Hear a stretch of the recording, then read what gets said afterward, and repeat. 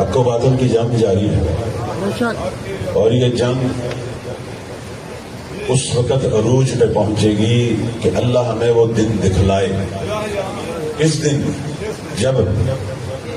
جب زہرا کا منتقم، جب حسین کے قاتلوں سے انتقام لینے والا مہدی مکہ کے افق پہ طلوع ہوگا،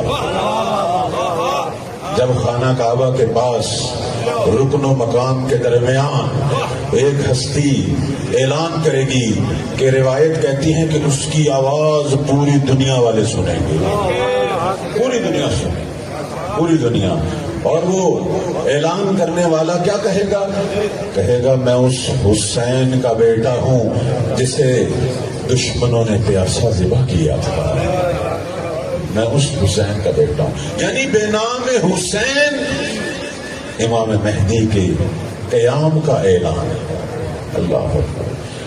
اور جب میرے مولا وہ اعلان کریں گے اور اللہ ہم سب کو وہ زمانہ دکھا دے، خدا کرے ہم بھی اس دور میں ہوں اور اپنی گناہگار آنکھوں سے فرزند زہرا کی زیارت کریں، ان کے ہاتھوں پہ بیعت کریں، ان کی خدمت گزار بنیں۔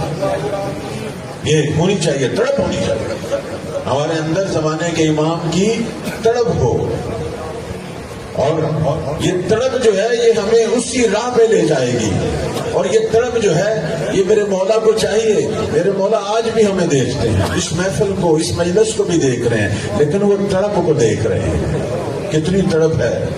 جب تڑپ ہماری ظاہر ہوگی تو پھر خدا اپنے نمائندے کو بھیجے گا، پھر انہیں بھی اذن جہاد ملے گا۔